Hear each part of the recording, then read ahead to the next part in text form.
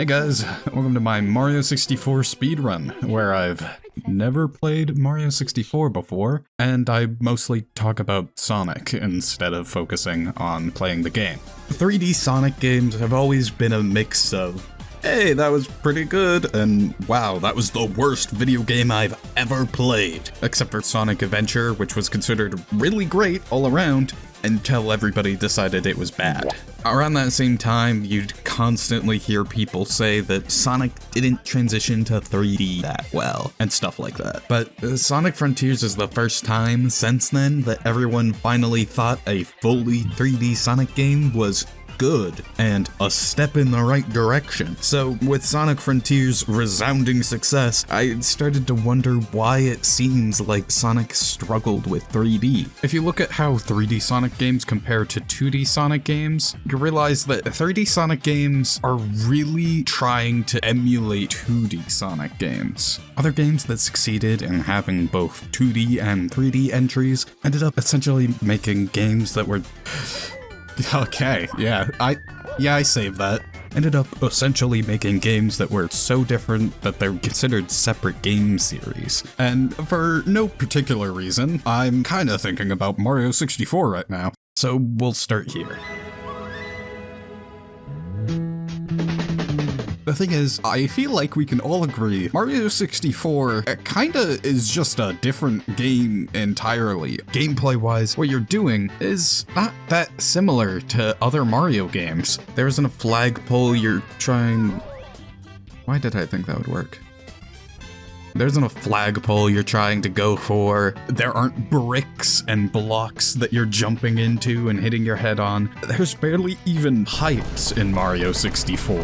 For the most part, the stages are just sort of open sandboxes where you have multiple goals within one level, rather than just having the goal be to beat the one level. And admittedly, Sonic's first 3D game, Sonic Adventure, kind of did a similar thing, to a much lesser extent, of course. There are still way more similarities between Sonic Adventure and normal 2D Sonic games. It's not like how Mario 64 completely got rid of the power-up system. Sonic Adventure did a lot better at trying to make a distinction between 3D Sonic and Sonic but in 3D, if you know what I mean. It focused way more on emulating the general idea of go fast and be cool doing it, rather than the specific way that 2D Sonic games play, which is a lot closer to the philosophy that Mario 64 had. But as time went on, modern 3D Sonic became more and more just like 2D Sonic, even down to the point that you'll very regularly see 2D sections in 3D Sonic games. And not in the way that Mario Odyssey did them, mind you. Odyssey had 2D sections that were more like nostalgic references back to the first Mario game. They're completely separate from the rest of the level, you have to go into a pipe to access them. It reverts back to 8-bit graphics and 8-bit music, and it strips back your moveset just to what you had in Mario 1. But in Sonic games, you'll just be running around a level, and then the camera will swing into a side-on view, and suddenly now you're playing in 2D. It's specifically made to be as seamlessly integrated as possible. And the more time went on, the more it sort of felt like Sonic should just be a 2D franchise. I mean, the only reason it ever went to 3D is because everybody was trying 3D. But let's not be too drastic yet. If everybody was trying 3D, then Mario 64 isn't the only thing to compare to, obviously. So, how does Sonic compare to what other series did? 3D Zelda games are not that different from 2D Zelda games, since already 2D Zelda games were top-down rather than side-on views, so transitioning to 3D wasn't as bad, but it's not like Ocarina of Time was just a Zelda game, but now in 3D with no major gameplay changes. There were still big enough differences for people to have strong preferences between the two styles of Zelda game. For example, 2D Zeldas can have slightly more involved puzzles since you can see the entire room that the puzzle's in. A lot of 3D Zelda puzzles are more so about what you don't see immediately on entering the room, but also 3D Zelda games can have a lot more verticality in them because top-down 2D views don't do verticality that well. Though in other cases, like Metroid, the differences between 2D and 3D was so great that they literally became separate series. Although, to be honest, I'd argue Metroid Prime is far more similar to 2D Metroid than 3D Mario is to 2D Mario. The biggest change Metroid Prime makes is being in a first-person perspective, which I suppose is different enough to... Oh, epic down warp into game over. I guess Metroid Prime's first-person camera is enough of a change to justify being a side series, but compared to how much Mario 64 changed from the formula, it's practically nothing. Actually, we've seen a perfect example of what 3D Mario would look like if it was trying to be just like the 2D games. I mean, it was kinda obvious that we should bring up Super Mario 3D Land / World. These games are just 2D Mario games, but in 3D now. The bricks are back to bash your head on, the flagpoles are back as your single goal each level, and there's more pipes than ever. This is such a 2D Mario game that it got into Super Mario Maker. But this obviously goes against the initial idea that 3D Sonic didn't work because it stuck too closely to its 2D design philosophies. So what this tells us is that it might not have worked for Sonic, but that doesn't mean it could never work. Oh, nice Bowser throw. I mean, saying it like that makes it seem kind of obvious. Of course there are 2D games that can transition to 3D perfectly. Look at Metal Gear. That change worked so well that 3D is the standard for the series and they never went back to 2D. And it may have taken Kirby a long time to do it, but it transitioned to 3D just as well. I mean, there was Kirby 64, but after that they didn't revisit it until Kirby in the Forgotten Land. And that feels just like a normal Kirby game, but with a third dimension now. So clearly, it's just that the gameplay of 2D Sonic games can't work in 3D. And if you look at the core design ideas of the classic Sonic games, you'll realize that might not actually be true either.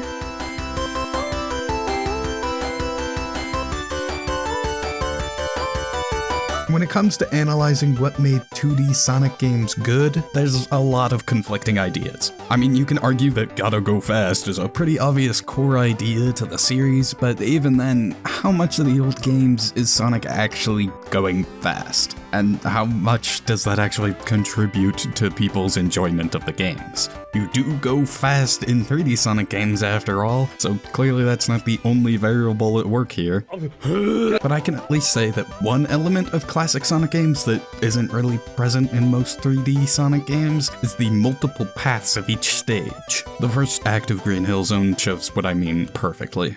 Who would have guessed? The first stage in a classic video game is the perfect showcase of the core design philosophies of the game as a whole. I've never seen that one before, but it's true.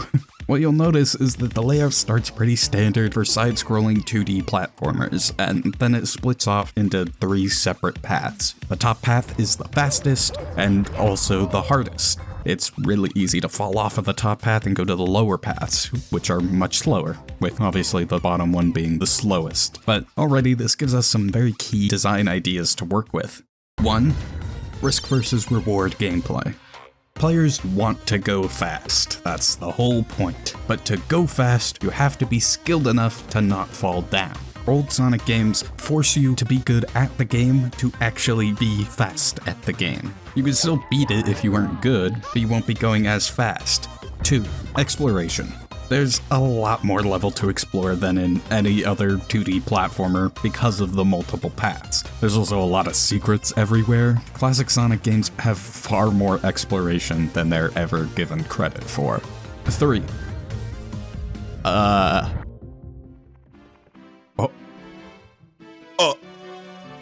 Let's go! Speedrunner trick? More like casual gameplay. Well, we can see some of the issues with just these 2 ideas. The concept of having split paths is still possible in 3D, obviously, but the actual effects that the split paths have in 2D Sonic games isn't. 3D Sonic doesn't have anything like the risk-reward system that the multiple paths provided. There's a lot more of a focus on just having all players go fast all the time. Being fast isn't a reward for being good at the game, it's now just an expected baseline feature of simply playing the game. As for exploration, it also isn't a thing at all. 3D Sonic games are somehow more linear than their 2D games. If the path you're on does split into multiple paths, those other paths are going to be just as linear as the first one. There's not going to be much crossing over between all of the other paths, and there's not going to be very many secret areas, though there is a really good reason for all of this. Watch this. Oh! I did the trick! 3D Sonic has really honed in on the identity of going fast. That's their entire brand, so they focused a lot more on that. But if you're going fast, you're gonna be going through a lot of environment really quickly. So there has to be a ton of 3D environment. But expecting game designers to make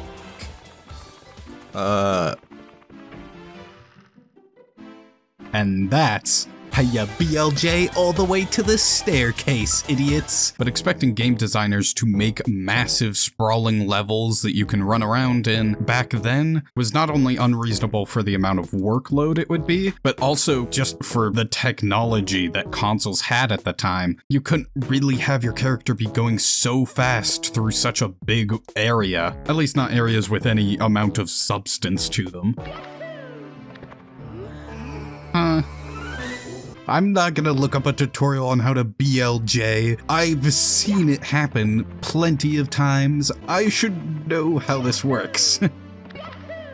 Having a console render a vast, connected 3D environment like this wasn't really easily possible without loading screens. And Sonic couldn't exactly get away with having loading screens in the middle of levels. That's why a lot of early 3D Sonic games were just long lines of ground with really sparse environments around them. But obviously, with all of these elements to consider, you can start to realize why Sonic Frontiers worked.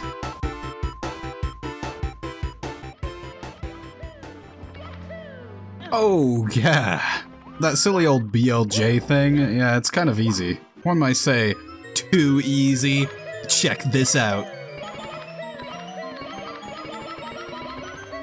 Oh wow, that one was way easier. Yo, can I get a timer of how long it took me to do the first BLJ? And then compare that to the second BLJ? Yeah, that's called improvement. What was I talking about? Obviously, Sonic Team finally realized they need to focus on making a good game over making a Sonic game, right? Kinda? I mean, they sort of just made a Sonic game, but in 3D. If we consider the earlier list of reasons that 2D Sonic worked, you could probably see how Frontiers matches these elements. Or well, one of them. Exploration is obviously in Frontiers. The whole game is a massive open world. Obviously, you're allowed to explore a lot. It's far better than the completely linear paths that earlier 3D Sonic games had. I'm a master at hitting these Bowser throws. Oh, actually? I'm actually a master? As for the risk-reward gameplay, it's not really there. But, you know, a 50% is still an F, which is pretty good. And I guess the takeaway from this is that